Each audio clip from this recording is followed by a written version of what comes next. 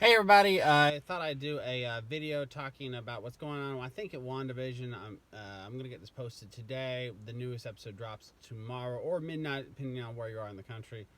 So there's been a lot of speculation as to what's going on now. The last episode showed the reveal, and this is episode 5 if you're trying to keep track. That Evan Peters appeared, clearly playing at least Quicksilver, his version. And Wanda seemed confused. He clearly didn't know who Vision was, but he recognized her. Now, I think there are a couple things. If you've never seen the X-Men movies or just didn't pay attention, okay, so he debuted in Days of Future Past.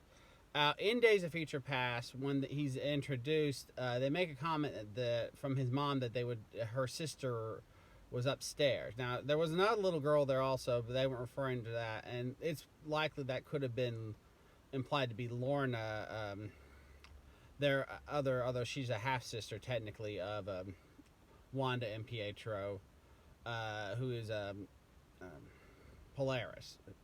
She has Magneto's similar power, where she can move metal. So, in Days of Future Past, we don't see Wanda. Now, part of that was because, long story short, Fox owned the rights to the mutants, so they owned the rights technically to those two.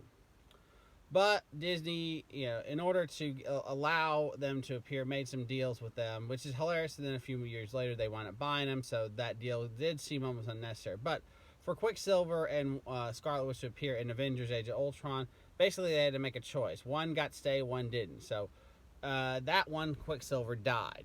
While that may have been the plan all along, for him dying allowed the X-Men to use him in the next 2 movies. So he's of course he's in Apocalypse and he's in Dark Phoenix, and he also has a funny little gag like several other characters in Deadpool too. So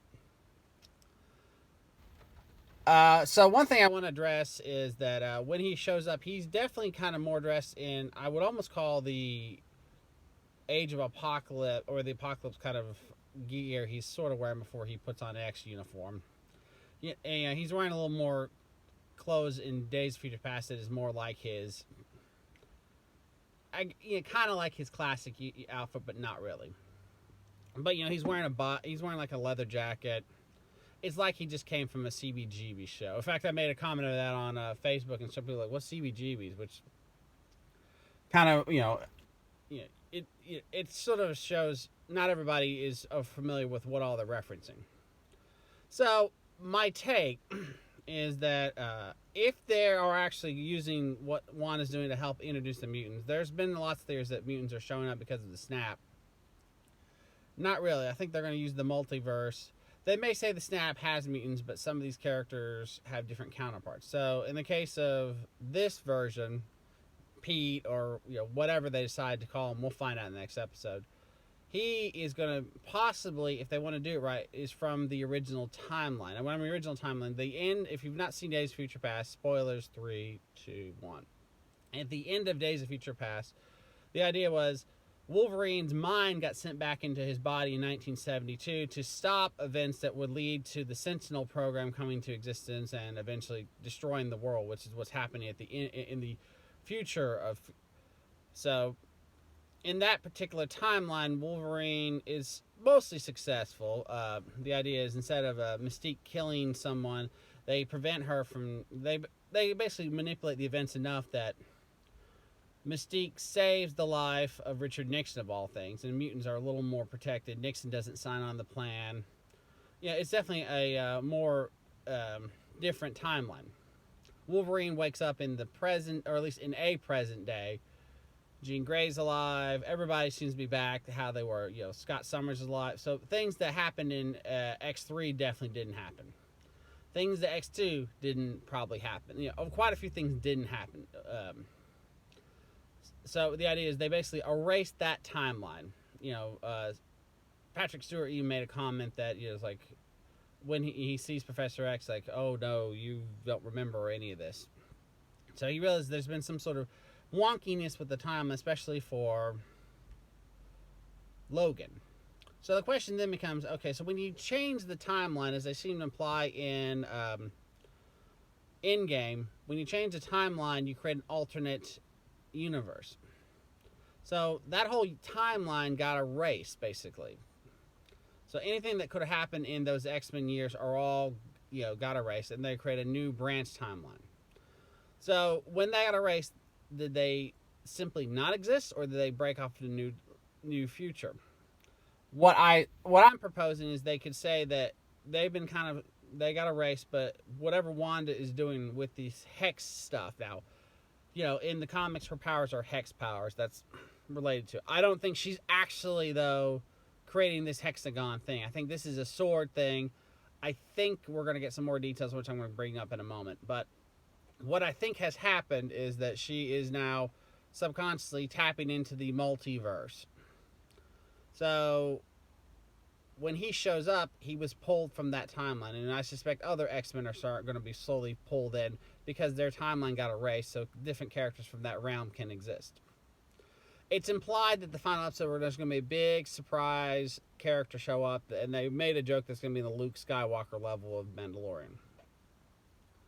So some people speculate: is it Wolverine? Is it Magneto? Which Magneto is what I think is going to likely happen, but I think it'll probably be Michael Fassbender. I think if they do, they're going to keep this idea as maybe X-Men from the prior to Apocalypse timeline is going to start to show up. So, and they're going to be time lost. Things are going to be a little screwy. Like I said, since it was the 80s that the episode was kind of absorbing in, it makes sense you'd pull them around that time period. So we'll see. So that leaves it interesting options.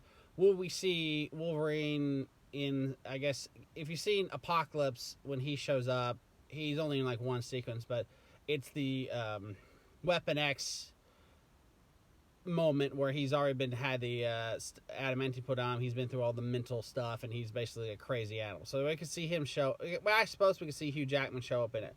Don't expect so. I think Hugh Jackman's nice and retired from it. I don't think Patrick Stewart's going to show up. So we might see, McAvoy. I doubt it. If he showed up, he would. Things would already be under control because of his powers.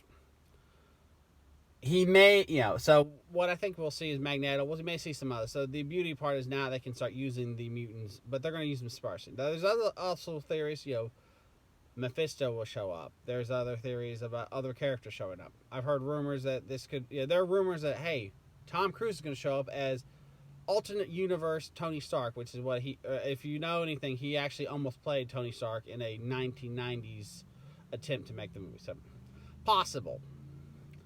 I don't think they're going to do that. I think that, they'll work with what they got. They're not going to go overkill on this. Now, there's another theory that I've hinted at, which is, what was Sword doing? So, as we found in this last episode, Wanda broke into Sword, took his body. They had his body in a lab.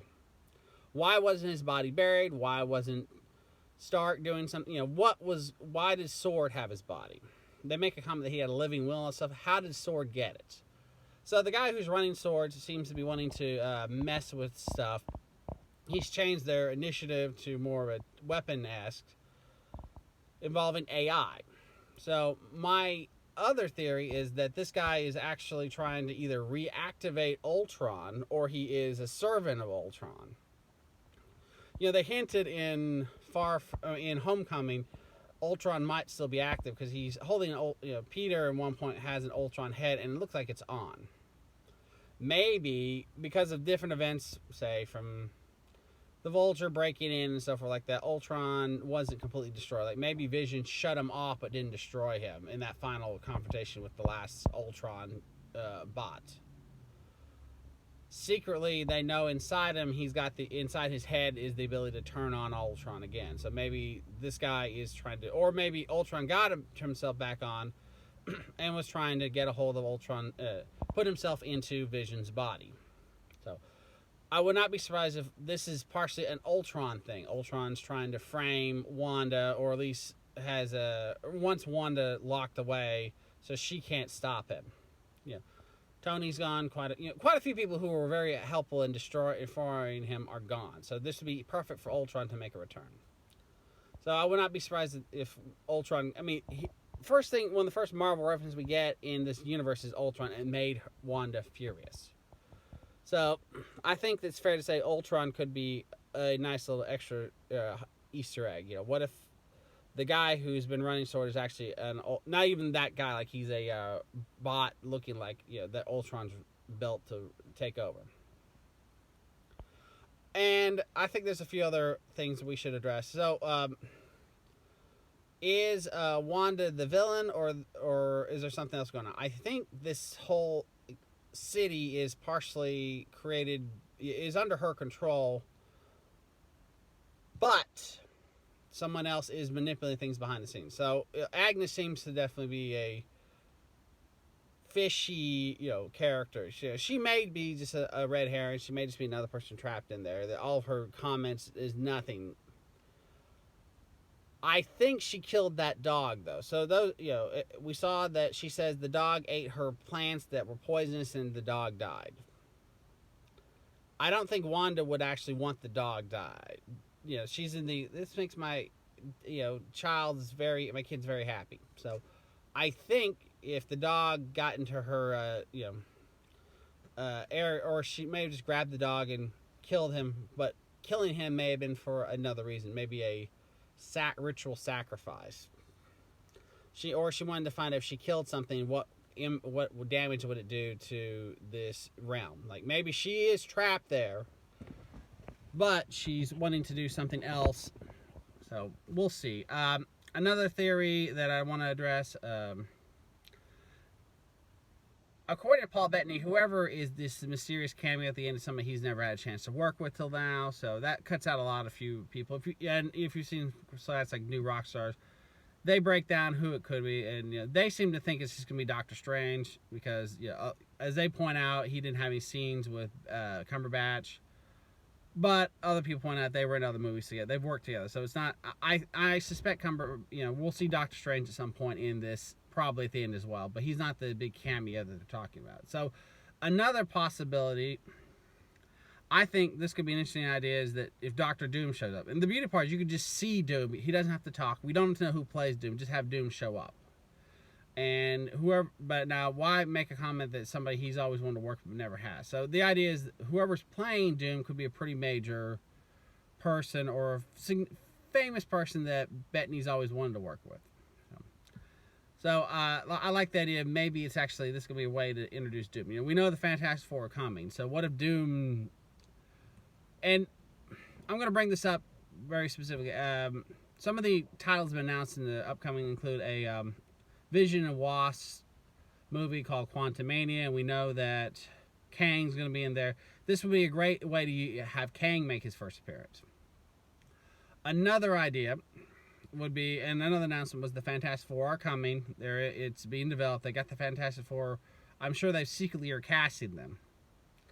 So if you want the Fantastic Four to suddenly make an appearance, this would be a great way to do it to help set the Fantastic Four movie. Yeah, and my theory all along has been the Fantastic Four are not going to suddenly get there. They're not going to be like Sword members or something like that. They are actually going to be, and I hope they do this because Marvel has never explored what happened in the 1960s.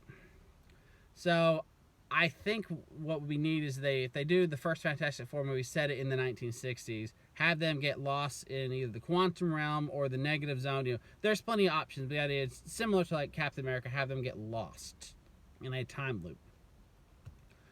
And they come out, and like maybe Doom was with them. Or in this particular case, maybe Wanda opens as she's tapping all the students, she opens a portal that Doom comes through, and hey, following them are the Fantastic Four. So this could be fun if the Fantastic Four shows up. I don't know if they're going to do that either. There's quite a few other options. As we know, we have the Loki mini-series series coming up soon.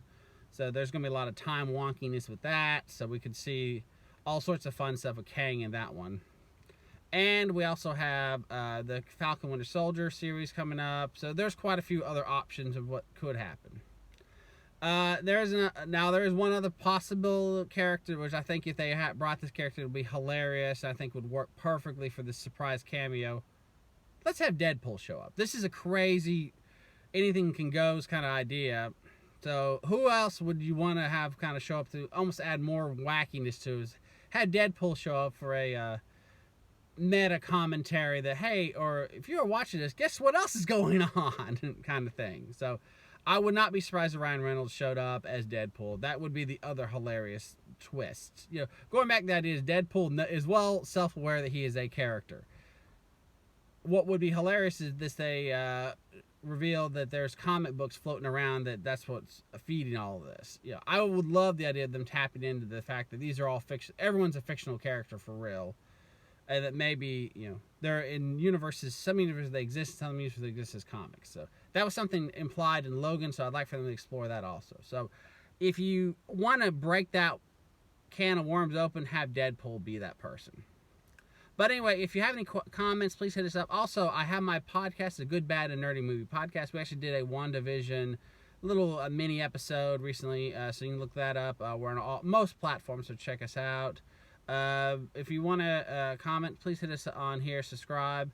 And also, if you're a fan of the podcast, we've got a Twitter account, fan of Good, Bad, Nerdy Movie Podcast at Twitter. And then also fans of Good, Bad, Nerdy Movie Podcast on Facebook.